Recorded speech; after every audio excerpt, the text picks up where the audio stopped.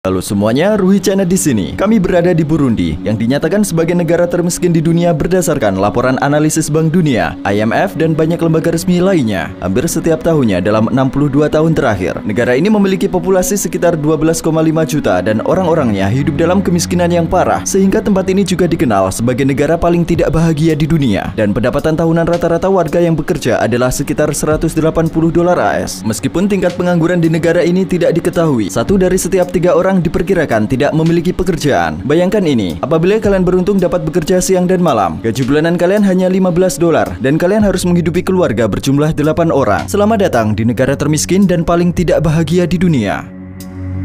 Saat kami mendarat di Bandara Internasional Bujumbura, satu-satunya bandara di negara ini dengan landasan pacu beraspal, kami sangat terkejut ketika melihat tampilan informasinya. Mereka menggunakan versi demo dari sistem operasinya agar tidak mengeluarkan biaya. Di lokasi kecelakaan yang kami lihat dalam perjalanan ke hotel, sekelompok anak-anak berdiri mengelilingi seekor anjing yang tertabrak mobil.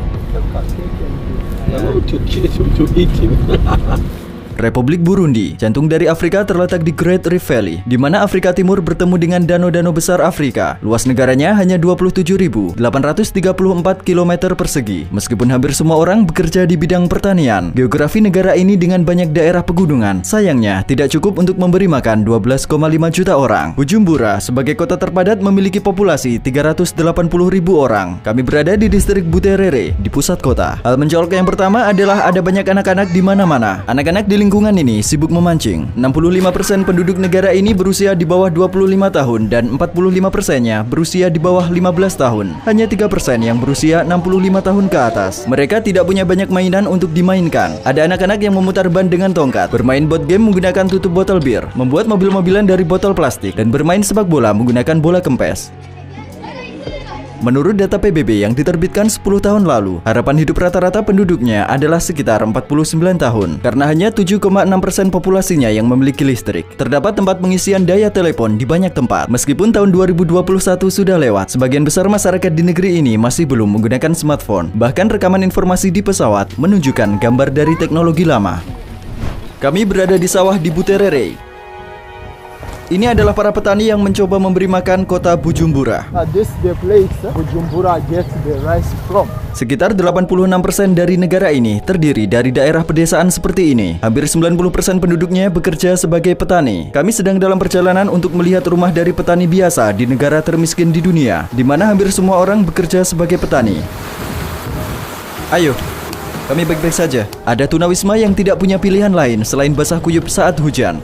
Kami melihat seorang anak sedang mandi, memanfaatkan air hujan.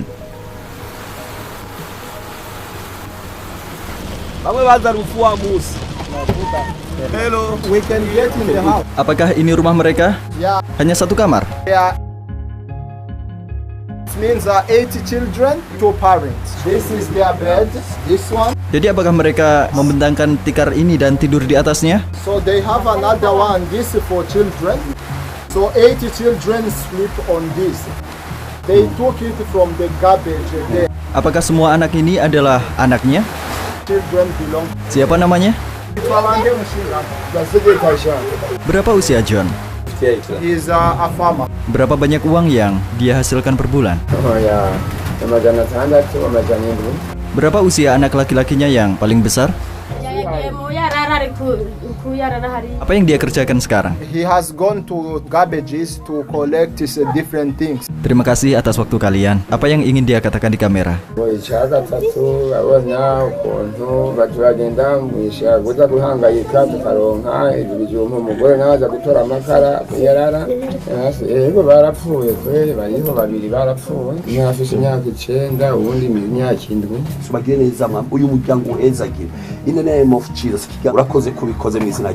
John yang sehari-hari menanam kacang berusaha menghidupi keluarganya dengan pendapatan 10 dolar sebulan, dan ke-10 anggota keluarganya tidur di lantai di ruangan yang sama. Mereka bahkan tidak memiliki listrik di rumah mereka. Tetapi situasi John masih lebih baik jika dibandingkan kebanyakan orang lain yang akan kita lihat. kita bisa menemukan orang di mana-mana di Burundi, yang merupakan negara terpadat kedua di Afrika. Terdapat 451 orang di setiap 1 km persegi dan lebih dari 70% dari orang-orang ini hidup di bawah garis kemiskinan. 1 dari setiap 20 orang meninggal karena kekurangan gizi atau kelaparan. Saat ini, 1 dolar AS setara dengan sekitar 2.000 franc Burundi. Namun hampir tidak mungkin untuk membeli dolar dengan harga ini. Orang-orang biasa menjual dolar di pasar gelap dan 1 dolar dikonversi menjadi sekitar 3.000 franc Burundi. Maka uang kertas mereka dengan nilai nominal yang paling besar, 10.000 franc, adalah sekitar 3,3 dolar AS.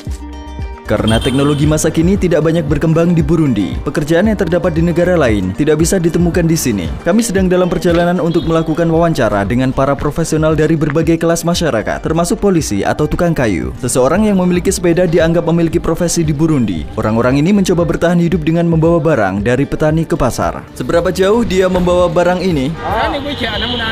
1 ton, they might go and get back around 9 hours. They went at 4 a.m. Mereka bertelanjang kaki, apa mereka tidak merasa sakit? In fact, they are taking them from another province, countryside. They earn 3,000 per day, approximately 90 cents. Mereka masih lebih baik jika dibandingkan dengan orang lain.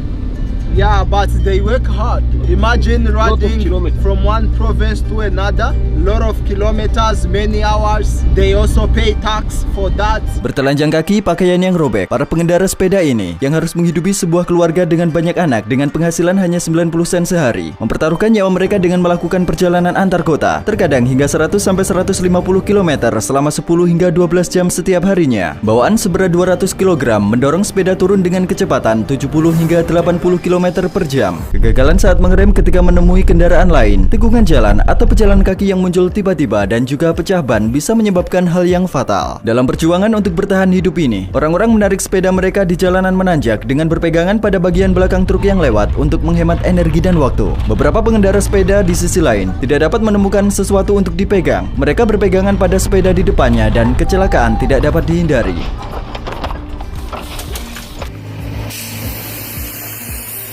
Menurut otoritas jalan raya, ada sekitar 12.000 km jalan di Burundi, tetapi hanya 14%-nya yang beraspal. Ada orang yang mencuci sepedanya di genangan lumpur yang terbentuk setelah hujan. Beberapa orang mengeringkan pakaian mereka yang terkena hujan di menara transmisi listrik di jalan karena mereka tidak memiliki di rumah. Kami berada di tempat para pengendara sepeda berkumpul dan menikmati makanan mereka di tengah jalan raya. Apa itu? This is sweet potato, 100 Burundian francs. Berapa penghasilannya per bulan? 5,000 Burundian francs, which is around $1.5. Bagaimana dia bertahan hidup? And there are kids that are helping them selling mushrooms and whatever.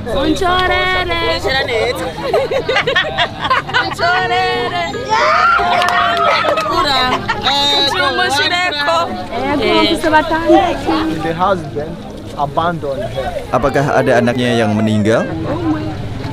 Yeah, 1 kid, 3 years. One egg is 500. The benefit for 1 egg is 100. Berapa harganya untuk satu mangkuk? 1 plate is 500. They earn 2,000 per day, so they use 1,000 for food. They save 1,000 to pay the rent at the end of the month. Mereka biasanya mengkonsumsi kentang dan kacang-kacangan karena sumber energi mereka sangat terbatas. Mengemis sangat umum bagi orang-orang di sini, baik mereka memiliki pekerjaan atau tidak. Beberapa orang sejak usia dini langsung meminta-minta saat mereka melihat orang asing. Mobil kami terus mogok dan orang-orang terus meminta uang.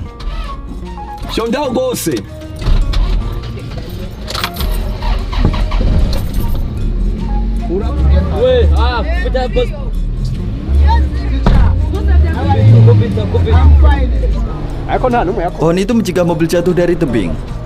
Lihat. Oh my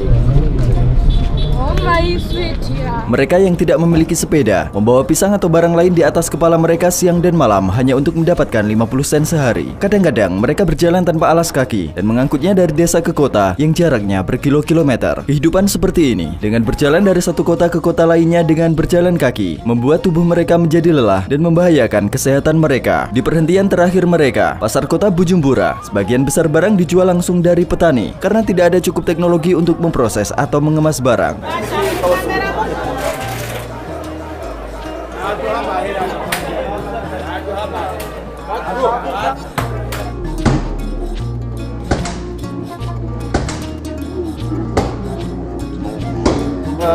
You know, these are the people who transport for other people. Like we can get 1,000. Oh ya? Di pasar ini, yang merupakan pusat pembelanjaan terbesar di negara ini, tidak banyak yang tersedia kecuali makanan. Mereka menyebut tempat ini Kotebu. Beberapa orang di sini tidak menyukai kamera. Mereka tidak terbiasa. Tempat ini penuh dengan orang-orang. Kami sedang dalam perjalanan menuju Gitega, ibu kota dan kota terbesar kedua di negara ini, dengan populasi 135.000 orang. See you guys. If we can take a limited time, not more than 5 minutes. So that it may not cause troubles. Gejolak politik merajalela di setiap sudut negeri. Sopir kami mengenakan jaket hari ini dan menyimpan sebuah Alkitab di bagian depan mobilnya untuk melewati pos pemeriksaan polisi. Pos pemeriksaan polisi di sini ditandai oleh tali yang direntangkan. Menurut pemandu kami, orang-orang ini berasal dari cabang pemuda dari partai terkemuka dan mereka memblokir jalan untuk melakukan pemeriksaan identitas. Sopir kami menunjukkan dokumen di pos pemeriksaan kepada polisi, tetapi mereka mengatakan bahwa mobil kami akan diderek karena terdapat retakan di kaca depannya. Sopir kami dengan tenang bernegosiasi dengan polisi dan membayar suap sebesar 5.000 franc Burundi, yaitu sekitar 1,6 dolar.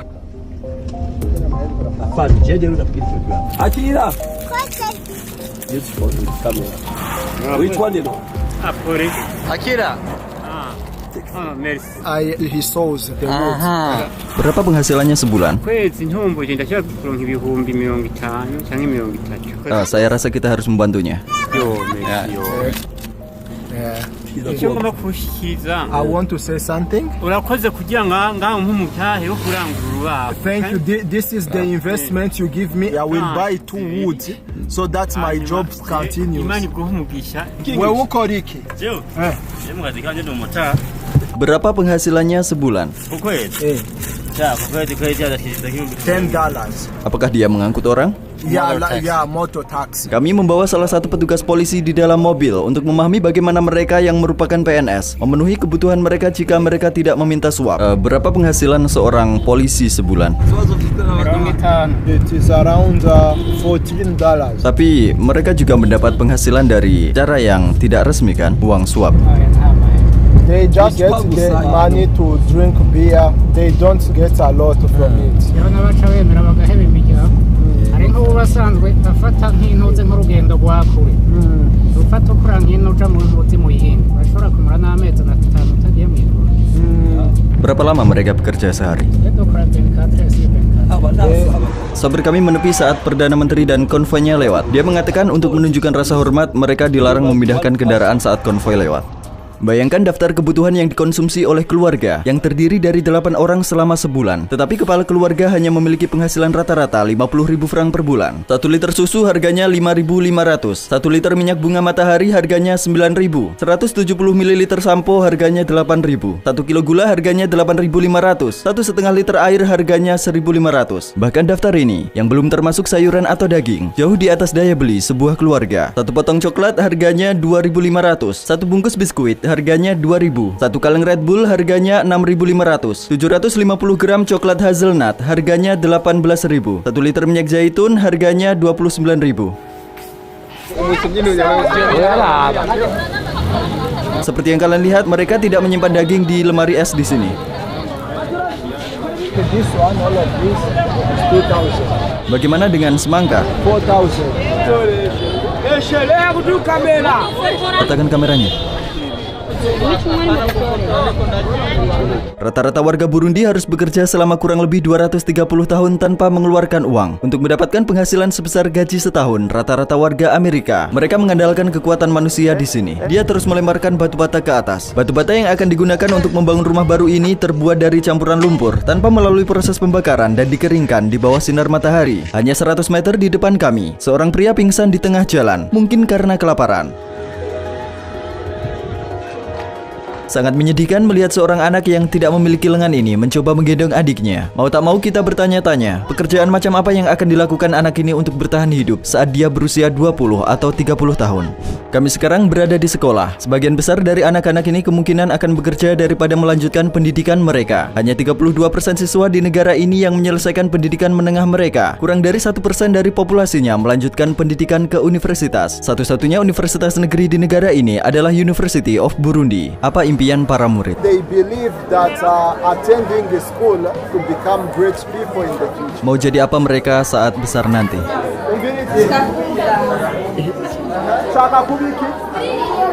Kalian melihat anak-anak pulang dari sekolah. Berapa lama mereka berjalan? He walked for an hour. Anak-anak ayo ke sini saja. Bagaimana dengan yang lain? 30 minutes. There are some who go for 2 hours. 2 jam hanya untuk pulang. Yes. Mereka yang tidak memiliki tas membawa buku-buku mereka dengan diselipkan ke dalam pakaian mereka. Kami melihat sekumpulan anak muda saat kami lewat. Seluruh tubuh mereka dipenuhi warna putih. Mereka sedang memproduksi tepung singkong yang akarnya banyak mengandung pati. So you see, this is the flowers for cassava. We have what we call ugali. Ugali is cassava bread. Mereka membuat roti dari ini. Yeah, out of this. They earn per month less than 20,000 Burundian francs. Is less than $10. Berapa jam mereka bekerja? Di mana mereka tinggal? Mubahe. They sleep here. Quanto aigura? 30,000. 30,000 diesel. Kami mengunjungi tukang kayu. Apakah dia yang membuat barang ini? Doors, cupboards, and something else.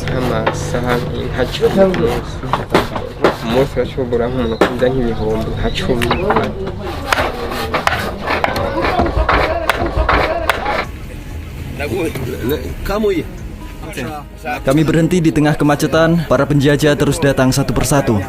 The two of them, I buy it for 2,000. Berapa harga satuannya? This is 1,000. They produce palm oil.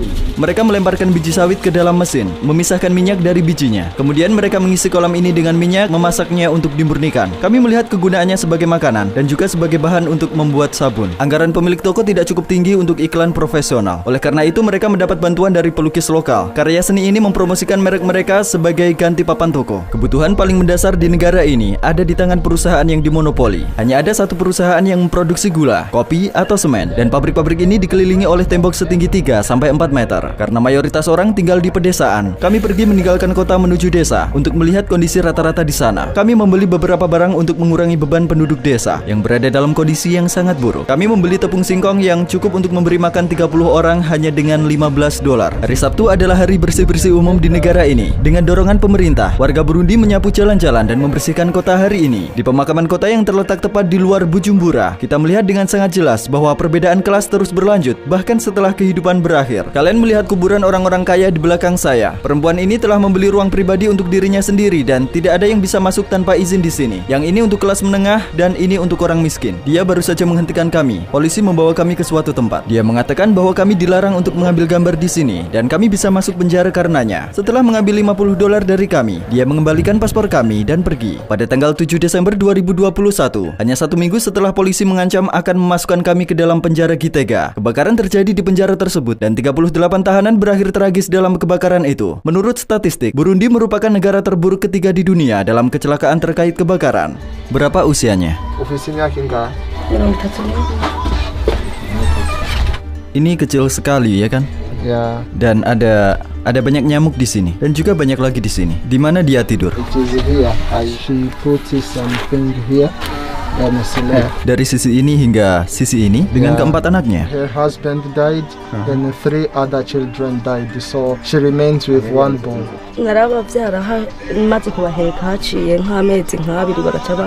Apakah dia bisa bertahan dengan uang yang didapatnya dari mengemis? In fact, she begs food, not money. Jadi ini adalah makanan yang dia dapatkan dari meminta-minta kan? Dan pisang di sana. Jadi ini adalah makanannya hari ini. Just enough, yeah. Mari berikan satu lagi. More. Ya. Right. Okay, now. Berapa usianya? No, he don't know yet. Dia tidak tahu berapa usianya. Apakah dia tidur di sana? Yes. Dan di mana dia memasak? Yeah, it is the same place. Ini adalah semua pakaiannya. These are his clothes. Dia memasak di sini, dia memiliki beberapa kayu di sana. Kalian melihat beberapa panci dan wajan. Dia hanya memiliki sepasang sepatu, pakaiannya berantakan. Kalian mungkin bertanya-tanya, berapa banyak pakaian yang ada di lemari pakaiannya? Sebenarnya, dia bahkan tidak memiliki lemari pakaian. Ini merupakan kondisi tempat tinggal dan kondisi kehidupan pria ini. This is his son. Apa pekerjaannya? He brings food for cows. Apa dia memiliki sepeda? No, he carries. Apa dia pergi meminta-minta? Tempat penampungan ini mungkin merupakan rumah bagi orang termiskin dari negara termiskin di dunia. Di negara lain, para petani mungkin menggunakan tempat seperti ini untuk hewan mereka. Tetapi orang-orang di sini sebenarnya mau tinggal di tempat penampungan seperti ini. Kalian sedang melihat rumah seorang perempuan yang mencoba bertahan hidup sebagai pengemis. Ruangannya hanya ini. Dia tidak terlindungi dari hujan. Kalian bisa melihat ada banyak lubang di dindingnya. Dindingnya terbuat dari karung, kantong plastik, dan semak belukar. Banyak orang di sini kehilangan nyawanya karena kelaparan. Yang masih bertahan hidup seperti ini di desa. Berapa banyak anak yang biasanya dimiliki orang-orang di sini? Lalu berapa anak yang dia punya? So she's not sure of her kids, how many they are. Dia tidak tahu. She thinks they were 6 because they all went away. She doesn't know. Apa dia menjual hasil tanamannya? No, we just cultivate for eating. Orang-orang di sini sudah berhenti berusaha mencari uang karena infrastruktur ekonomi di negara ini tidak cukup berfungsi. Mereka membeli barang dengan cara barter. Mereka tidak menggunakan uang tapi menukarkan apa yang mereka tanam. Apakah dia tahu kita sekarang ada di tahun berapa? Murazi umwaka turimo. Oh ya. She don't know. Bahkan perempuan muda itu, No. mereka bahkan tidak membawa uang kan? Mereka bahkan tidak mengetahui mata uangnya. They don't even have information what is happening. Their job is to cultivate and eat what they cultivate. Banyak jenis pohon yang telah ditanam. Penduduk desa di sini tidak menunggu tanahnya berat dan beristirahat, tapi mereka terus menanam karena mereka sangat lapar. Ini adalah satu-satunya cara orang bisa mendapatkan sesuatu untuk dimakan. Mungkin jagung manis ini tumbuh 2 kali lebih lambat dari biasanya, dan faktor seperti ini menambah masalah baru pada masalah kelaparan mereka. So this is his wife. Mari menemui mereka bersama. Kami sedang bersama sebuah keluarga muda. Apa mereka memiliki anak? They have 1 kid.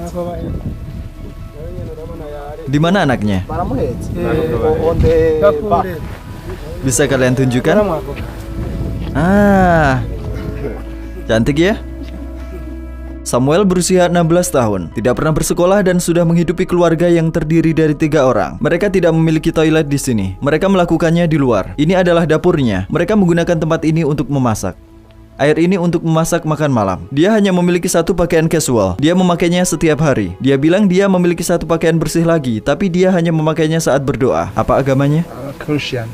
Menurut data resmi, 20% dari populasi perempuan di negara itu dipaksa untuk menikah sebelum usia 18 tahun. Orang Burundi beranggapan bahwa memiliki anak adalah sebuah berkah. Mereka rata-rata memiliki 5,5 anak dari setiap perempuan. Tingkat pertumbuhan penduduk Burundi merupakan yang tercepat ketiga di dunia menurut laporan tahun 2021. Selain itu, cukup umum bagi beberapa pria dari generasi sebelumnya untuk memiliki 25 hingga 30 anak dari lebih dari 1 perempuan. Karena di Burundi protein biasa tidak dikonsumsi dalam jumlah yang cukup. Burundi adalah negara ketiga di dunia yang populasinya paling sedikit mengkonsumsi daging menurut data PBB. Negara kedua yang paling sedikit memakan daging adalah India, dan yang pertama adalah Bangladesh. Orang-orang di kedua negara tersebut kebanyakan adalah vegetarian. Rata-rata konsumsi daging harian per orangnya hanya 14 gram, dan konsumsi daging hanya merupakan sekitar 2% dari total konsumsi makanan. Kurangnya sumber nutrisi penting seperti zat besi, vitamin A, zodium, dan seng menyebabkan penurunan IQ dan defisit pertumbuhan serta perkembangan fisik. Anemia juga sangat umum di masyarakat. Menurut analisis Program Pangan Dunia, 1 dari setiap 5 anak kehilangan nyawanya sebelum mencapai usia 5 tahun karena alasan ini. Menurut WHO, hanya ada 1 dokter untuk setiap 35.000 orang di Burundi. 2 juta orang yang tinggal di sini belum pernah ke rumah sakit seumur hidup mereka. Kami akan menuruni bukit sekarang untuk kembali ke Bujumbura. Sopir kami selalu memegangi rem tangan dengan 1 tangan karena dia tidak mempercayai rem mobilnya. Sangat berbahaya.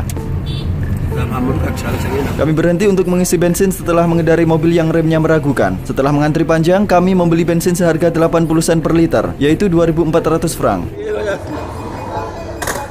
Hari ini kondisi di kota sangat kacau. Sebuah keluarga yang terdiri dari 4 orang sedang menggunakan satu sepeda sebagai alat transportasi untuk menghadiri kebaktian gereja pada hari Minggu. Kami berada di salah satu kebaktian Minggu yang diselenggarakan oleh gereja. Itu adalah salah satu kegiatan di mana masyarakat dapat bersosialisasi dengan mudah. Sekitar 84% penduduknya beragama Kristen, 2,5% Muslim, dan sisanya percaya pada dewi yang disebut Imana, yang merupakan bagian dari kepercayaan lama mereka, atau tidak percaya pada agama apapun. Kalian sekarang akan mendengar musik tradisional Burundi. Mereka juga akan menari.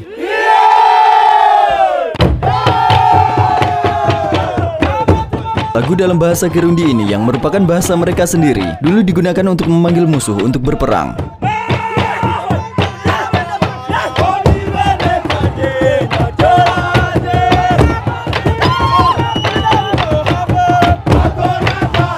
Kerajaan Burundi menjadi bagian dari Afrika Timur Jerman pada tahun 1890 dan kemudian diserahkan kepada Belgia setelah kekalahan Jerman pada Perang Dunia I. Pemerintah Belgia yang telah membuat kehadirannya terasa di semua bidang telah memperkenalkan diskriminasi etnis sejak tahun 1933 dan menciptakan kelas yang berbeda dengan membagikan kartu identitas kepada orang-orang berdasarkan karakteristik fisik yang telah ditentukan. Dari segi struktur demografi, 85%, 14%, dan 1% sisanya terdiri dari garis keturunan yang berbeda.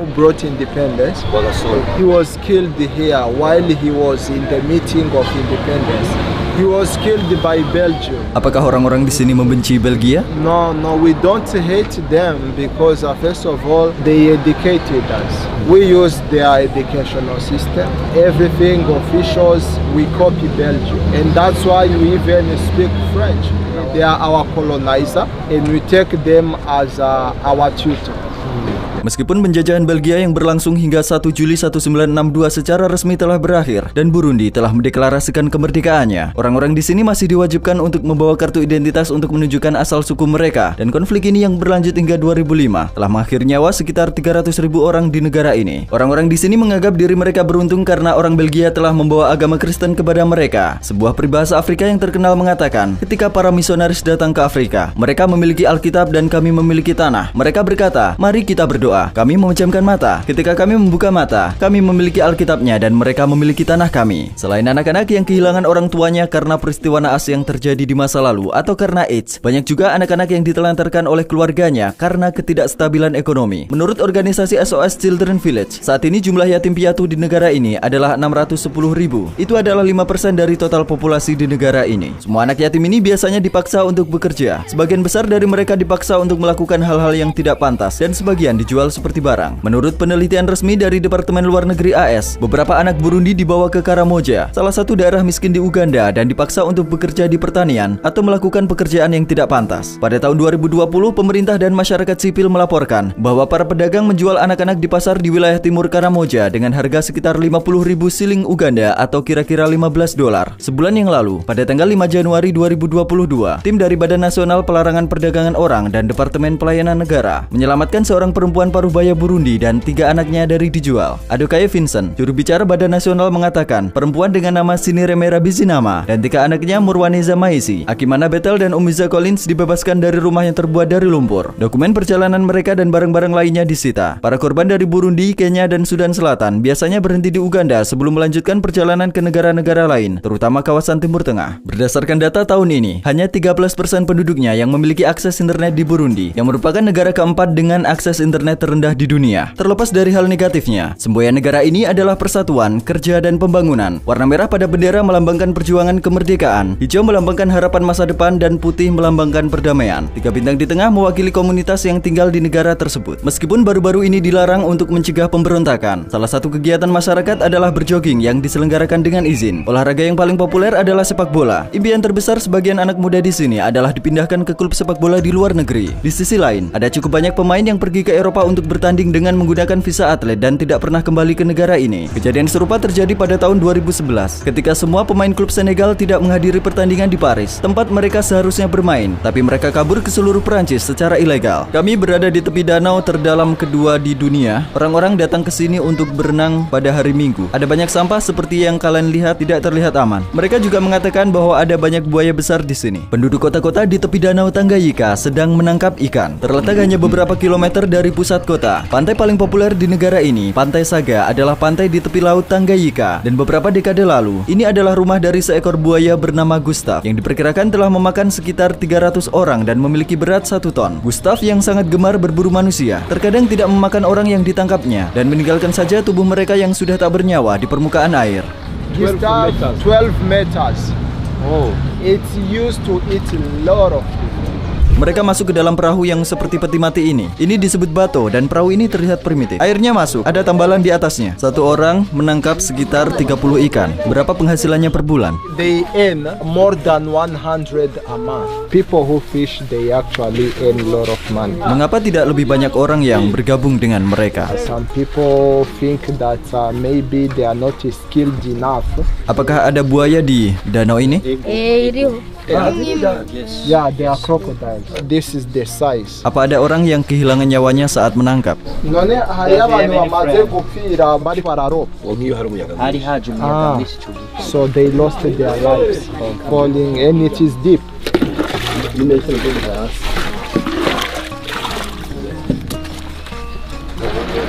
Para nelayan yang berpengalaman dapat mengetahui tempat yang bahaya dengan bantuan gelembung yang naik ke permukaan.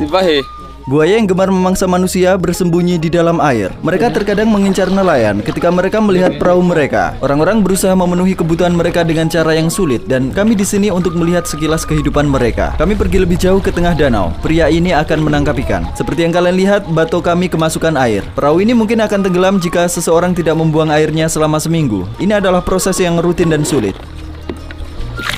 Mereka mengatakan ada banyak buaya di sini, tetapi bahkan anak-anak sudah terbiasa dengan gaya hidup ini. Ini adalah kehidupan sehari-hari bagi mereka dan ini adalah cara mereka bertahan hidup. Hidup itu keras di Burundi, meski tidak banyak yang mengetahuinya. Danau Tanganyika yang sangat penting ini menyimpan sekitar 16% cadangan air tawar dunia. Danau ini juga merupakan danau terdalam kedua di dunia. Sekarang di saat banyak tempat di dunia mulai kekurangan air minum, danau yang menyimpan 16% dari cadangan air tawar dunia mungkin akan dieksploitasi secara liar dalam beberapa dekade mendatang. Produk ekspor utama Burundi adalah kopi, teh, kapas, kentang, kacang-kacangan, tepung singkong, jagung, dan pisang. Negara ini menjual produknya ke Belgia, China, Uganda, Kenya, Arab Saudi, dan India. Pada tahun 2020, negara ini menghasilkan sekitar 161 juta dolar dari ekspor, tetapi menghabiskan 908 juta dolar untuk impor. Biasanya selisih antara keduanya tidak terlalu besar di negara lain, tetapi tingkat defisit akun di Burundi berkali-kali lebih tinggi daripada rata-rata dunia. Dan 50% dari apa yang mereka jual adalah emas. Uni Emirat Arab membeli emas dari Burundi dan menjualnya ke dunia dengan harga yang jauh lebih mahal dengan memberikan nilai tambah pada produk tersebut. Ketika Presiden Burundi Pierre Nkurunziza memutuskan untuk maju kembali dan berhasil memenangkan masa jabatan yang ketiga yang bertentangan dengan hukum, negara ini dikritik habis-habisan oleh dunia barat. Kemudian Burundi diembargo oleh dunia barat karena permasalahan politik pada tahun 2015 dan kehilangan hubungan ekonomi mereka. Meskipun Burundi terletak dekat dengan Khatulistiwa, negara ini memiliki iklim yang sedikit lembab karena ketinggiannya. Suhu rata-rata sepanjang tahun tidak banyak berubah dan berkisar di antara 24 derajat Celcius. Negara ini mengalami musim hujan 2 kali setahun, antara September-November dan Februari-Mei. Daerahnya yang berupa pegunungan, serta semakin banyaknya jumlah pohon yang ditebang telah membuat negara ini rentan terhadap bencana banjir. Banyak rumah di Burundi telah hancur karena meningkatnya jumlah banjir dalam beberapa tahun terakhir. Dan tanah pertanian mereka, yang merupakan sumber pendapatan mereka, turut hancur. Di kota Gatumba, warga telah kehilangan 90% harta mereka akibat banjir pada April 2020. Negara ini seperti pohon yang kehilangan daunnya dari bulan ke bulan. Orang-orang di sini berharap musim semi akan datang, tapi di jantung Afrika, umat manusia belum keluar dari masalah. Dalam film dokumenter ini, kita jadi mengenal negara termiskin di dunia dan penduduknya. Kami menyaksikan kisah memilukan dari masyarakat yang terbiasa dengan kelaparan. Kalian bisa mengetahui lebih lanjut mengenai sumber yang kami gunakan dalam penyusunan dokumenter ini dalam tautan di kotak deskripsi. Kejutan besar sedang menunggu kita semua di pemberhentian berikutnya, yaitu Uganda. Jangan lupa subscribe agar kalian tidak melewatkannya. Ruhi Channel pernah ada di sini.